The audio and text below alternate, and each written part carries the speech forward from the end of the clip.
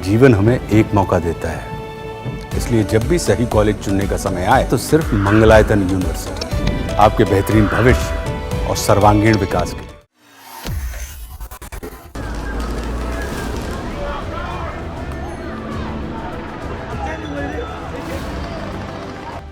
America के Los Angeles में इन दिनों हालात बद से बदतर होते जा रहे हैं। इमिग्रेशन को लेकर हो रहे प्रदर्शन पर लगाम लगाने के लिए पहले ट्रंप प्रशासन ने नेशनल गार्ड की तैनाती की और अब 700 मरीन सैनिकों को भेजने का फैसला भी ले लिया है। इसी को लेकर अमेरिका में कैलिफोर्निया के गवर्नर और राष्ट्रपति अब आमने सामने आ गए हैं।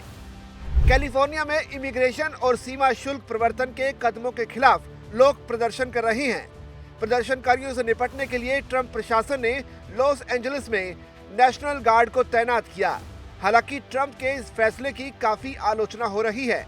वहीं ट्रंप ने सोमवार को कहा कि उन्होंने कैलिफोर्निया में नेशनल गार्ड की तैनाती करके बहुत बढ़िया फैसला लिया है। उन्होंने ट्रुथ सोशल पर पोस्ट में कहा कि अगर हमने ऐसा नहीं किया होता तो लॉस एंजलिस पूरी तरह से बर्बाद हो गया होता।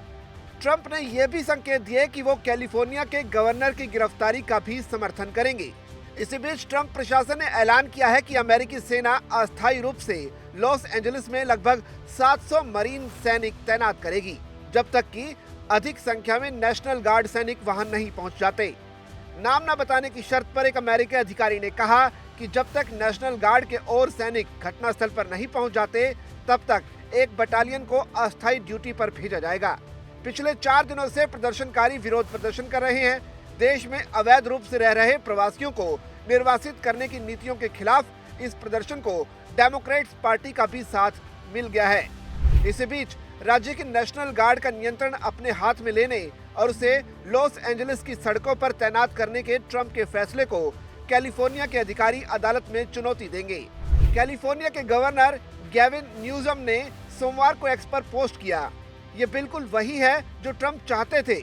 उन्होंने आग भड़काई और अवैध रूप से नेशनल गार्ड को संघीय बनाने का काम किया। हम उन पर मुकदमा करने जा रहे हैं।